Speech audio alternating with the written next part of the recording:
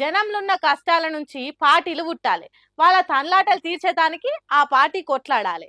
అంతేగాని మతం పేరుతోని కులం పేరుతోని పార్టీలు పుడితే కొట్లాటలు తన్నులాటలు సంపుకునుడే ఉంటది అని మేధావులు మాట్లాడుతుండేది. వాళ్ళు అట్లా అంటుంటే ఏ ఏమో తీయి ఆ మతాలేంది పార్టీలేంది అనుకునేదాన్ని నేను. కానీ ఇప్పుడు అర్థమైంది నాకు అట్లా వాళ్ళు ఎందుకు అంటారు. ఇగో గీడ చూడుండ్రి సొంత పార్టీ కార్యకర్తను ఎసొంటి కొట్లు కొట్టిండ్రో బీజేపీ పార్టీలో. అయ్యయ్యో ఎంత ఘోరం ఎంత పాపమో చూడుండ్రి. ఒక్కరిని పట్టుకొని 100 మంది కొడుతుంటే ఆపేటోళ్ళే లేకుండా అయినరు. అక్కడున్న 2 పోలీసులు చూసుకుంటున్నారే తప్ప ఎవలని ఏమనలేకపోతున్నారు.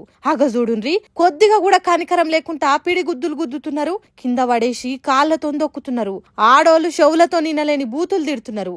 ఇంకొందరు చెప్పుల దండలు మెడలేస్తున్నారు. గింత ఘోరమా గింత వికృతమా గింత అరాచకమా.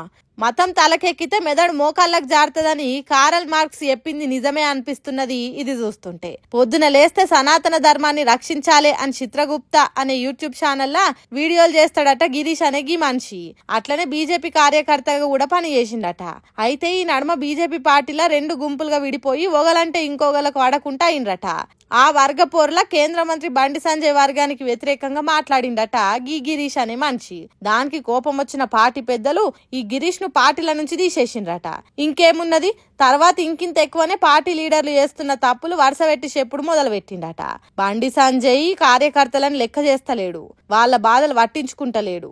వాళ్ళ ఎదుగుదల గురించి ఆలోచన చేస్తలేడు. తను కూడా ఓ సామాన్య కార్యకర్త నుంచే ఎదిగినోడు కదా ఎందుకు వాళ్ళని ప్రోత్సహిస్తలేడు అని కేంద్ర సహాయ మంత్రి మీద పొట్టు మాట్లాడిండట. ఇంకేమున్నది బండి సంజయ్ అంటే బాగా ఇష్టం ఉన్నోళ్ళు ఇగో గిట్ల గిరీష్ అన్న మీద దాడి చేసిండ్రు. చూడుండ్రి పోలీస్ జీపు లైట్ ఎక్కిస్తే అటుపక్క డోర్ తీసి ఎట్లా కొడుతున్నారో. ఆడోళ్ళు మొగోళ్ళు ఎవ్వలాగుతలేరు. ఏమన్నంటే ధర్మం కోసం సత్యం కోసం ఏమైనా చేస్తామన్నట్టు కొట్టిండ్రు. అయితే గిరీష్ కూడా యూట్యూబ్ లో ధర్మం కోసం ఏమైనా చెయ్యాలి అని రెచ్చగొట్టే మాటలు మాట్లాడేటోడు. మోడీ లీటర్ పెట్రోల్ 500 చేసినా కొంటాం అనేటోడు. దేవుని పేరుతోని ఎవరన్నా పాటలు పాడినా వాళ్ళకు ఫోన్లు చేసి లైవ్లు అనేది ఇట్టేటోడు. అంతు చూస్తాం ఆట ఆడుకుంటాం అనేటోడు. అప్పుడు ఈ గిరీష్ మనిషి అన్న మాటలే ఇప్పుడు వీళ్ళు పాటిస్తుర్రు. ఒక్కసారి మతం పేరుతో చెప్పే మాటలు చెవులకెక్కితే ఎవ్వల మాట ఈనాడు మనిషి అన్నట్టే ఉన్నది ఎవరం. కాబట్టి వీళ్ళ కొట్లాటలు చూస్తుంటే రేపు ఇసొంటి దాడులు కామన్ అయ్యేటట్టే ఉన్నాయి తెలంగాణలని అంటుర్రు. ఈ దాడిని చూసిన జనాలు ఇప్పుడు పొద్దున 8 గంటల నుంచి ట్రాఫిక్ షురు అయిందంటే పట్నంలో పండే రాత్రి దాకా అట్లనే ఉంటది. Morning shift afternoon shift night shift అనుకుంటా ఇట్లా ఎప్పుడు చూడు తిరుగుతూనే ఉంటారు జనాలు. పట్నంలో మెట్రో వచ్చినాక చాలా నయం ఉంది కానీ అది రాత్రి 11 గంటల దాకానే ఉంటది. కానీ ఇప్పటి నుంచి అది అంది లేదు.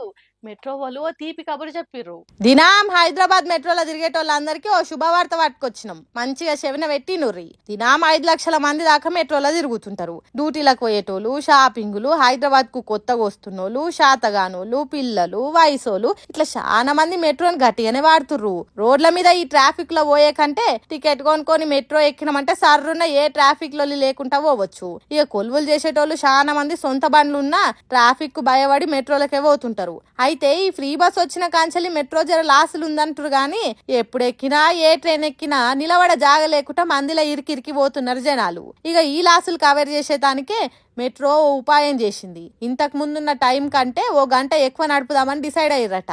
అంటే ఇప్పటి నుంచి రాత్రి 12 గంటల దాకా మెట్రోలో తిరగొచ్చు అన్నట్టు.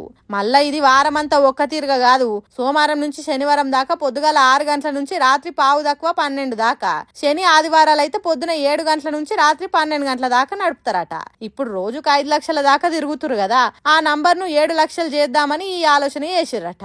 మరిగా దినాం తిరిగేటోళ్ళు ఇప్పటి నుంచి ఏ రంది లేకుండా ఓ గంట ఎక్కువనే వాడుకోర్రి మెట్రోను.